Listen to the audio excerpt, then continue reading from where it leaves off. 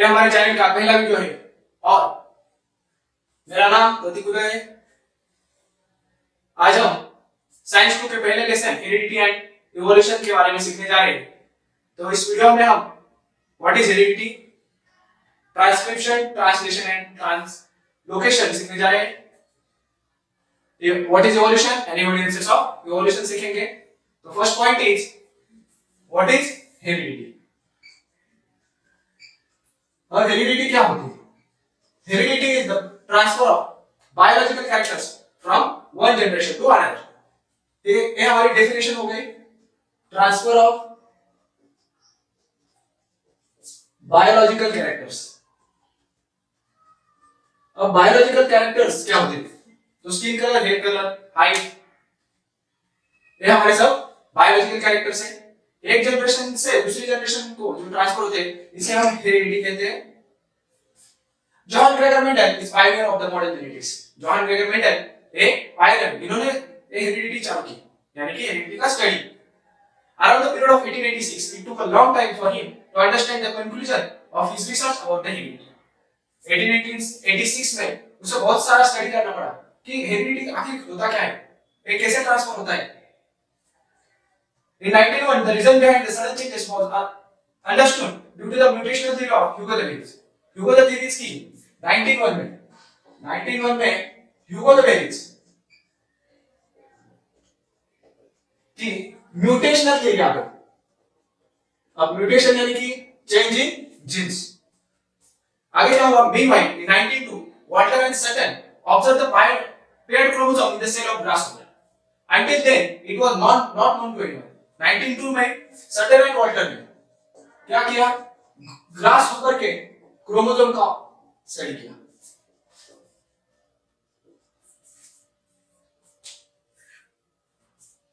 Research started in the direction of finding the nature of genetic material when it was proved that genes are carried by chromosome। और वहां से शुरुआत हो गई genetic material के study की। और वहां से हमें पता चला कि genes are carried by chromosome. Genes कहां से कैरी होते हैं? क्रोमोसोम्स में से। Through which 1944 trio of scientists Oswald Avery, Maclean McCarthy and Colin McLeod proved that except virus all living organisms have DNA as a genetic material। ये तीनों scientist ने क्या स्टडी करके कंक्लूजन निकाला कि एक्सेप्ट वायरस में सिर्फ डीएनए नहीं होता, बाकी सब लिविंग ऑर्गेनिज्म का DNA is a genetic material. DNA is a genetic material। In 1961, the French geneticists Francois Jacob and Jacques Manet proposed a model for process of protein synthesis with the help of DNA in the bacterial cell। Bacterial cell में DNA में protein synthesis का process कैसा होता है, ये हमें 1961 में Francois Jacob और जैक मैनेट ये दो साइंटिस्ट ने बताया। It help to uncover the genetic code hidden in DNA. और वहां से जेनेटिक कोड होता है डीएनए में, उसे हम ट्रिपलेट कोडन वगैरह कहते हैं। तो हमें उसकी जानकारी हो गई। thereby the technique of recombinant DNA technology emerged which has vast scope in the field of genetic engineering। और वहां से इस जेनेटिक इंजीनियरिंग फील्ड की शुरुआत हो गई। अब ये हेरिडिटी और यूज ऑफ जेनेटिक साइंस का यूज क्या होता है? तो इसका यूज होता है किन किन बारे में? For diagnosis, treatment and prevention of heredity disorder. अभी पहले डायग्नोसिस करेंगे, यानी कि कौन सा डिसऑर्डर जेनेटिक डिसऑर्डर है। जेनेटिक डिसऑर्डर हमने सीखे सिकल सेल एनीमिया, बरोबर। उसमें देखा है हमें क्या कि जो आरबीसी होते हैं उनकी ऑक्सीजन कैरिंग कैपेसिटी कम हो जाती है। ये क्या है? जेनेटिक डिसऑर्डर है। तो कौन सी भी जेनेटिक डिसऑर्डर रहेगी तो उसका पहले डायग्नोसिस करेंगे, उसके बाद उस पे ट्रीटमेंट लेंगे और प्रिवेंशन, यानी कि वो जेनेटिक डिसऑर्डर हमें हुई ना, इसलिए हम प्रयास करेंगे। Production of hybrid varieties of animal and plants. अभी हाइब्रिड वैरायटीज आपको मालूम है किसकी? प्लांट्स और एनिमल्स की वैरायटीज बनाते हैं हाइब्रिड जेनेटिक साइंस के यूज से। In industrial process in which the microbes are used. और इंडस्ट्री में यूज करते हैं जहां पे माइक्रो ऑर्गेनिजम्स यूज करते हैं। The second point is transcription, translocation, translation and translocation. With the help of RNA, the genes present in the form of DNA participate in the functioning of cell and thereby control the structure and functioning of body। RNA की मदद से DNA क्या करते हैं, control करते हैं body function. हमारे body के फंक्शन ठीक तरह से होना चाहिए, इसलिए with the help of RNA DNA control the body function. Information about protein synthesis is stored in the DNA. Protein synthesis की इंफॉर्मेशन डीएनए में होती है and synthesis of appropriate protein as per the requirement of necessary for body। और जो हमारे DNA में कौन से प्रोटीन सिंथेसिस होंगे ये as per the requirement।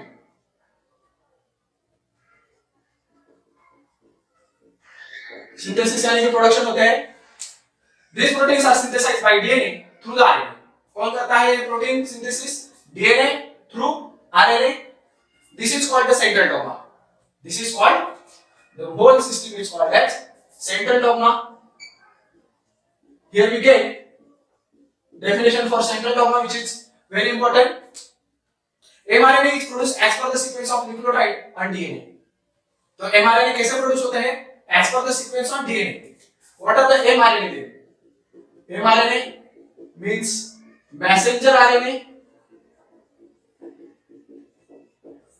जो न्यूक्लियोटाइड होते हैं डीएनए पर, न्यूक्लियोटाइड्स के कोर्स न्यूक्लियोटाइड्स उसके हिसाब से mRNA प्रोड्यूस होते हैं। Only one of the two strands of DNA used in this process। और इस प्रोसेस में दो स्ट्रैंड्स होते हैं डीएनए के, बराबर। तो ये डीएनए के दो स्ट्रैंड में से सिर्फ एक स्ट्रैंड हम यूज करते हैं प्रोटीन सिंथेसिस के लिए। ये अलग हो जाता है, डीएनए से दो स्ट्रैंड में से एक स्ट्रैंड अलग होता है और वहां से प्रोटीन सिंथेसिस की प्रोसेस चालू होती है। इस वीडियो के लिंक पे, डिस्क्रिप्शन लिंक पे मैंने वो लिंक दी है 3D में, आप देख सकते हैं कि कैसे प्रोटीन सिंथेसिस होता है। The sequence of nucleotide in mRNA being produced is always complementary to DNA। और mRNA का जो सीक्वेंस रहता है वो कॉम्प्लीमेंट्री रहता है डीएनए को। Besides, there is uracil in RNA instead of thymine in DNA। तो अब क्या होता है? ये डीएनए है, डीएनए में क्या क्या रहता है? तो A, C, G और T। वहीं आरएनए में थायमिन की जगह यूरेसिल होता है, यानी कि A, C, G और U। अब A, C, G, T क्या है? तो adenine, cytosine, guanine and thymine. यहाँ पे ACG एज इट इज रहते हैं, मगर थायमिन की जगह क्या रहता है आरएनए में? Uracil. This process of RNA synthesis, the process of RNA synthesis is called as transcription। Then here we get what is the definition of transcription?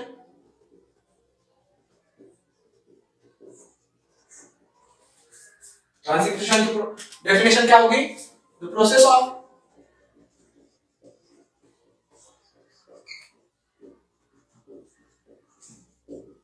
RNA synthesis is called as a transcription। The mRNA formed in nucleus comes in the cytoplasm। अरे mRNA जो बने वो cytoplasm में आते हैं। It brings in the coded message from DNA। ये mRNA पे code होता है, mRNA पे कोड होता है AUCGSA। It brings in coded message from DNA। The message contains the code for amino acid। और अमीनो एसिड का उस पे कोड है। The code of each amino acid consist of 3 nucleotide. 20 amino acids होते हैं, उनमें से 3 न्यूक्लियोटाइड के अमीनो एसिड पे कोड रहते हैं। इसे हम ट्रिपलेट कोडन कहते हैं। क्या कहते हैं? Triplet codon. Hargobind Khorana, a scientist of Indian origin, has made an important contribution in discovery of triplet codon for 20 amino acid। Hargobind Khorana, क्या? हरगोविंद खुराना, इनको नोबेल प्राइज मिला क्योंकि 20 अमीनो एसिड का इन्होंने डिस्कवर किया। 20 amino acids. For this work he has been awarded with the Nobel Prize in 1968. 1968 में क्या मिला? Nobel prize. Along with two other scientists. Each mRNA is made up of 1000 triplet codon. Each mRNA उसमें क्या होता है? thousands of triplet codon रहते हैं। As per the message on mRNA, amino acid are supplied to tRNA. अब क्या होते हैं? tRNA क्या होते हैं? तो tRNA means transfer RNA. Okay? अब ट्रांसफर होगा as per the message on mRNA, amino acid supplied to tRNA. जैसे मैसेज होगा mRNA पे, वो ट्रांसफर टू tRNA होता है. For this purpose tRNA has एंटीकोडन, और इस पर्पस के लिए tRNA के पास एंटीकोडन होता है, having complementary sequence to the codon on mRNA. mRNA के कोड पे. This is called translation. Here we get the definition translocation, translation. क्या है ट्रांसलेशन? तो as per the message on mRNA, amino acids are supplied to tRNA is called as a translation. The amino acids brought by tRNA are bonded together by peptide bond. Peptide bond से एक bond होते हैं, peptide bond से एक दूसरे को bonding together होते हैं with the help of rRNA. rRNA ribosomal RNA, tRNA transfer RNA, mRNA messenger RNA. During this process, the ribosomes keeps on moving from one end to mRNA to the keep another by the distance of one triplet codon. अब mRNA कितने distance से move होते हैं? एक codon से. तीन का एक कोड होता है, ट्रिपलेट कोडन. तो mRNA कितना से शिफ्ट होगा? वन ट्रिपलेट कोडन से. This is called as translocation. Location transfer होता है. This is called translocation. Translocation.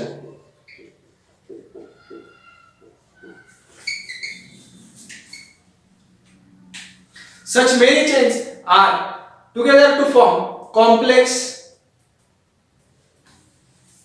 Such many chains are come together to form a complex protein. These proteins control various functions of body. अब एक long chain formation होती है triplet codon की,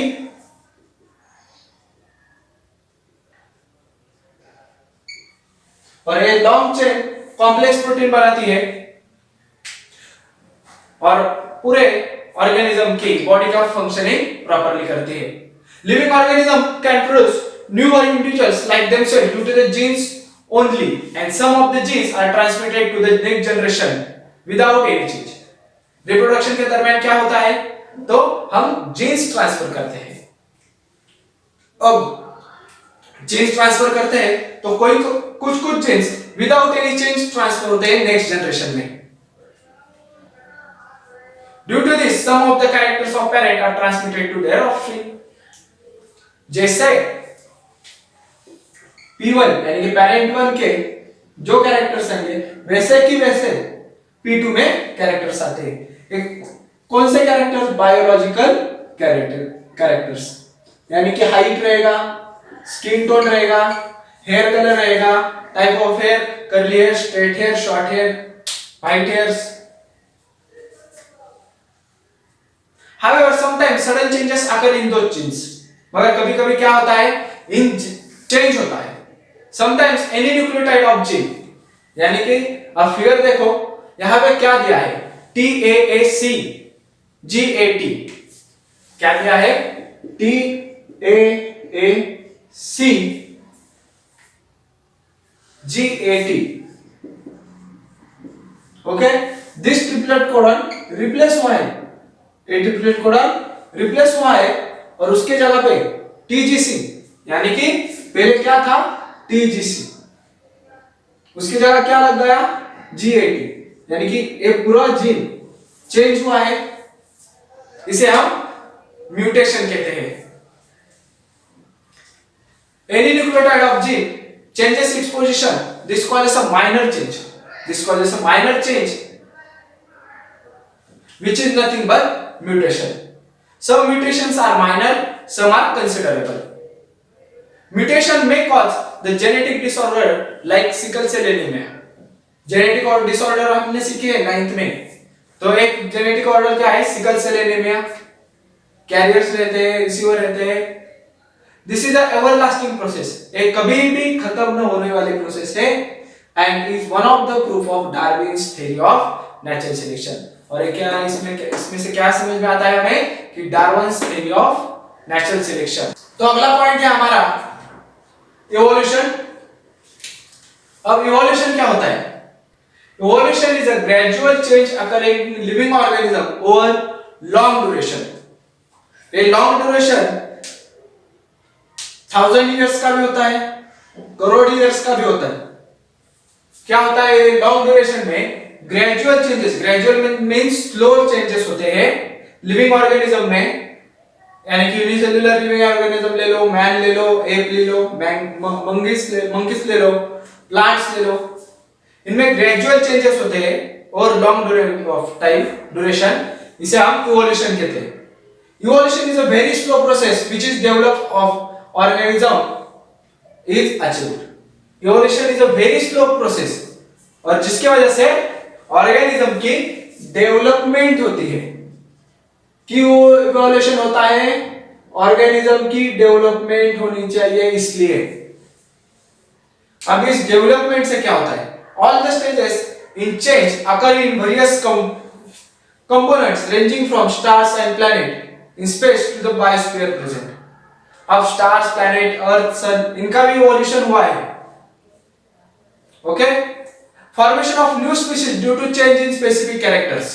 अब एक first definition हुई evolution की। ये वाली second definition formation of new species. Formation of new species due to change in specific characters. Specific characters में change होने के कारण एक अलग ही प्रजाति निर्माण होती है। यानी कि डॉग्स की अलग अलग स्पीशीज है, कैट की है। डॉग में हम बोलते हैं रॉटवीलर डॉग या बाकी पपी, हच, ये अलग अलग डॉग्स की स्पीशीज है। या इसमें काउस की होती है, कैट्स की होती है, अलग अलग प्राणियों की अलग अलग स्पीशीज होती है। इसके क्यों स्पीशीज क्यों तैयार हुई है? इनके कुछ बायोलॉजिकल कैरेक्टर्स चेंज हुए, इवॉल्व हुए, इसलिए of several generation of living organism as a response to natural selection. several generations से इनके कैरेक्टर्स चेंज हुए हैं इसके वजह से, नेचुरल सिलेक्शन की वजह से। उनका नेचर, ज्योग्राफिकल कंडीशन बदल गई तो उनके कैरेक्टर्स बदल गए, इनमें इवोल्यूशन हो गया। Is called as evolution, is called as evolution, formation of new species. ये दो डेफिनेशन हो गई। इस पेज पे हमारे तीन डेफिनेशन है फॉर इवोल्यूशन की, अब दो हो गई हमारी। 3.5 billion years ago life has been not existed on earth.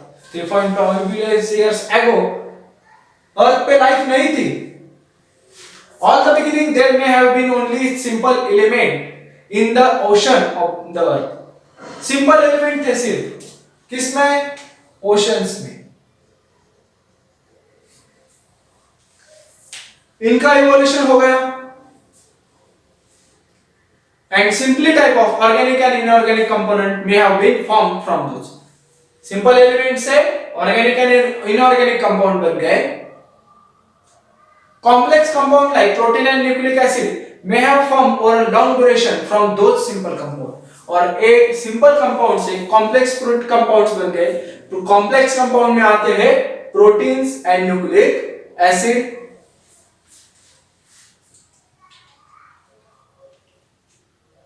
First primitive type of cell may have been formed from the mixture of different types of organic inorganic compound। और organic inorganic compound के mixture से, organic inorganic compound के mixture से first primitive cell तैयार हो गई। उसके आगे क्या हुआ? इवोल्यूशन। तो Number of those cells may increase at the cost of surrounding element. अब फर्स्ट प्रिमिटिव सेल से नंबर ऑफ सेल्स इंक्रीज हो गई, इनका रिप्रोडक्शन हो गया, इनमें ही इवोल्यूशन हो गया. There may have been some different among those cells, and according to the principle of natural selection, some may have shown good growth. ये प्रिमिटिव टाइप में से जो सेल थे उन्होंने क्या करना चालू किया, गुड हेल्थ दिखाना चालू किया. जो फिटेस्ट थे वो सर्वाइव हो गए, जो अनफिट थे वो पेरिश यानी कि खत्म हो गए. And some may have perished which could not adjust with their surrounding. जो सराउंडिंग के भीतर एडजस्ट नहीं हुए वो पेरिश खत्म हो गए. यानी कि एडजस्ट करो जिंदा रहोगे, एडजस्ट नहीं करोगे तो मर जाओगे, खत्म हो जाओगे.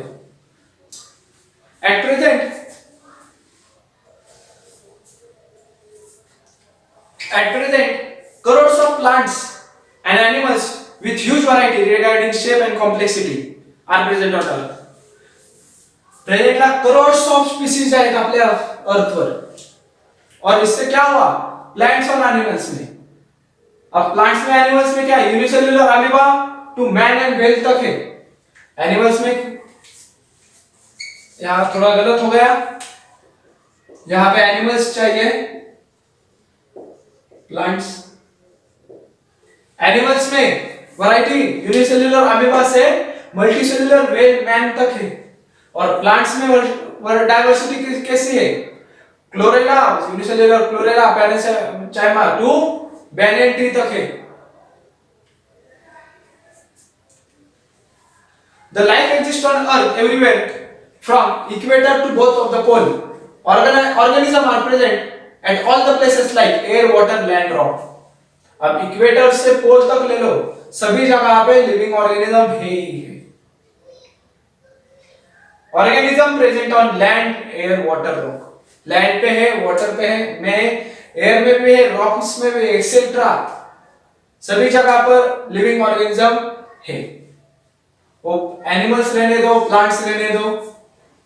Human have shown curiosity about origin of life and reason for such great diversity in life present on the earth since ancient time. Different theories about origin and evolution of life have been proposed till today. मगर अब human को curiosity थी, इतनी सारी diversity हमें कैसे मिली, ये कहां से आई इतनी सारी डाइवर्सिटी. इस प्रश्न का उत्तर ढूंढने के लिए उसने बहुत सारा स्टडी किया और इसमें बहुत सारी थ्योरीज आई इवोल्यूशन की. मगर हम एक ही थ्योरी मानते हैं जो Darwin's theory of natural selection कहलाती है. हम कौन सी थ्योरी एक्सेप्ट करते हैं, Darwin's theory of natural selection. तो हमारा अगला पॉइंट है theory of evolution. According to this theory, first living organism that is protoplasm has been formed in ocean. First living organism is protoplasm, and where is in the ocean, formed in ocean. In due to the course of time, unicellular organism was formed. अब जैसे जैसे time गया वैसे unicellular organism तैयार होने लगे. Gradually changes occurred in unicellular organism from which larger and more complex organisms are formed. Gradually क्या हुआ, इन यूनिसेल्युलर ऑर्गेनिज्म से कॉम्प्लेक्स से multicellular. All these changes are very slow and gradual. मगर ये changes बहुत स्लो थे और gradually develop हो रहे थे. इनको कितने साल लग गए, तो 300 करोड़ ईयर्स, 300 करोड़ साल लगे इस ग्रेजुअल चेंजेस को. Changes and development in living organism had been all round and multidimensional. और ये जो चेंजेस हो रहे थे वो ऑल राउंड थे और मल्टी डायमेंशनल. मल्टी डायमेंशनल यानी कि क्या, अब सेल है, सेल में सेल ऑर्गेनेल रहते हैं, cytoplasm, protoplasm, Golgi bodies, mitochondria रहेगा, सेल वॉल रहेगा. तो इन सभी कैरेक्टर्स में मल्टी डायमेंशनल क्या, तो सभी कैरेक्टर्स में धीरे धीरे चेंजेस होने वाला था. And this led to evolution of different types of organism, और यहां से शुरुआत हुई डिफरेंट टाइप्स ऑफ ऑर्गेनिज्म की तैयारी। Hence, the overall process is called as evolution, which is organizational. So, evolution is a organizational process, जो organized way में काम करती है। Evolution organizational process है कि ऐसे नहीं कि मुझे यह चाहिए हुआ कैसे ही नहीं, organizational वो पूरी स्पीशीज के लिए पूरा काम करती है।